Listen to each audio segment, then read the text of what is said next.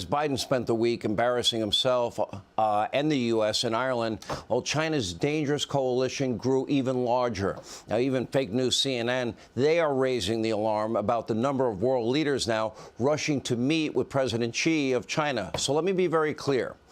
These countries have made a deliberate, calculated decision to side with China.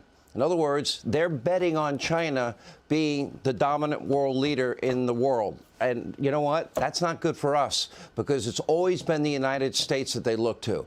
They are seeing nothing but weakness under Joe Biden and failed leadership under Joe Biden. And under President Trump, they saw strong leadership. That's why we saw a coalition that was built that I didn't think we'd ever see in our lifetime. That included the United States, Israel, Saudi Arabia, the UAE, Jordan, Bahrain, and Egypt. They all bet on the U.S. when Donald Trump was president. That coalition was built by Donald Trump, and it is now crumbling day by day right before our eyes. Now they're betting on China. They don't want to be on the wrong side in terms of what country ultimately wins out and is the world's most dominant superpower. Now, last month, China brokered a deal between the Saudis and the Iranians. I never thought I'd see that in my lifetime. Sunni, Shia, nope, they hated each other.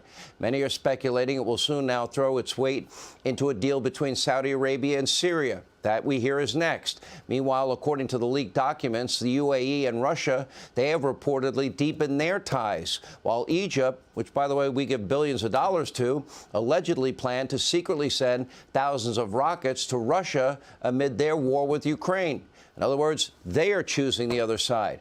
So even our allies are now abandoning Joe Biden and betting against America. Look at what happened this week with the French President Macron, the leader of our oldest ally, visiting China last week, sucking up to and kissing the ass of President Xi in China.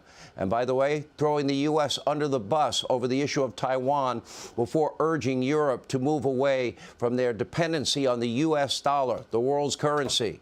Now, despite some backlash over his outlandish comments, Macron, he's even standing by his remarks. Well, tonight I have a message for President Macron. You are setting a dangerous precedent. You are damaging ties with the country that has bailed you out time and time again throughout history. And if that's your position, maybe it's time to reinstate tariffs on, let's say, how about French wine and champagne?